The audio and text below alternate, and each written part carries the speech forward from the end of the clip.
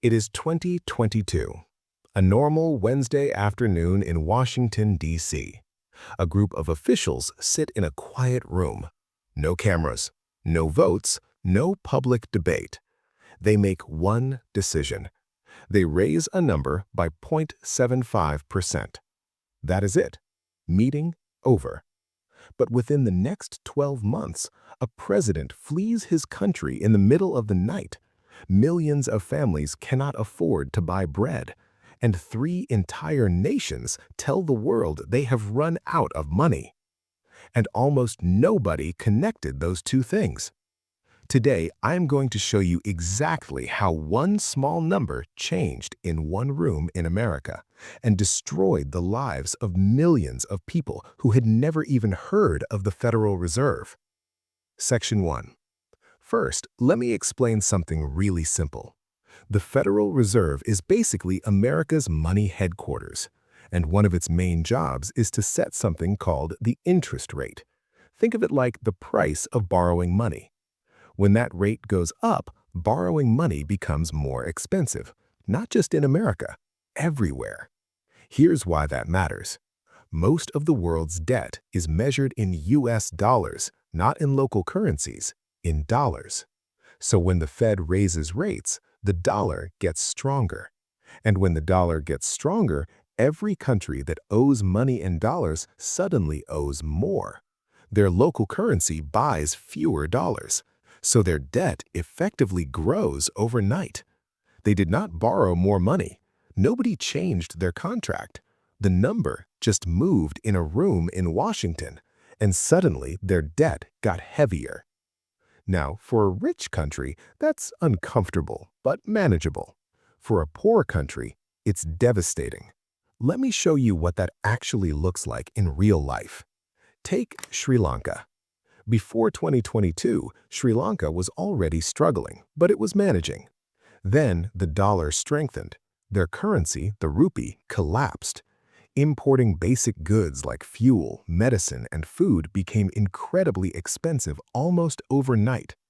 The government ran out of foreign currency to pay for imports. Shelves in shops went empty.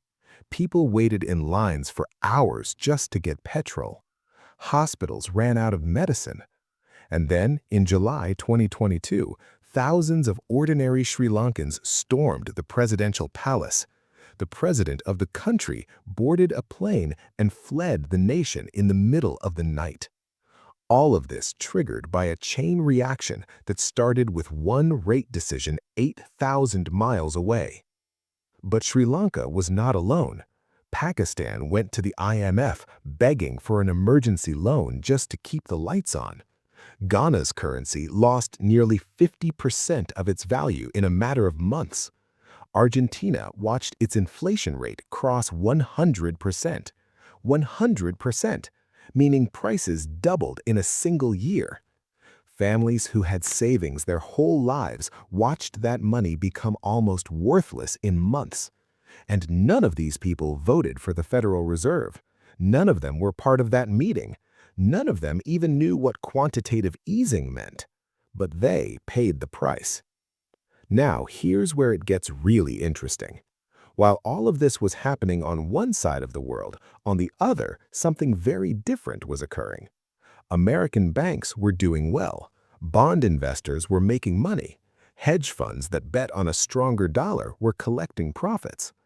And then the IMF stepped in, the International Monetary Fund, presented as the world's financial rescue service. They offered emergency loans to struggling countries, which sounds helpful until you read the conditions attached. To get the money, countries had to cut government spending, reduce fuel subsidies, raise taxes, privatize public services.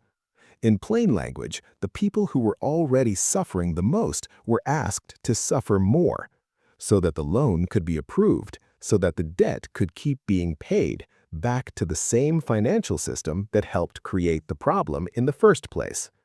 This is not a conspiracy, it's just how the system works, and understanding how it works is the most important thing you can do. Here's the one thing I want you to remember from this video. The global financial system is not random. It's not chaos. It follows patterns.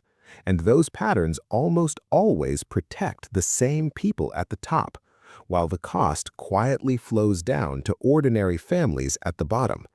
That's not pessimism. That's just how the system is currently built.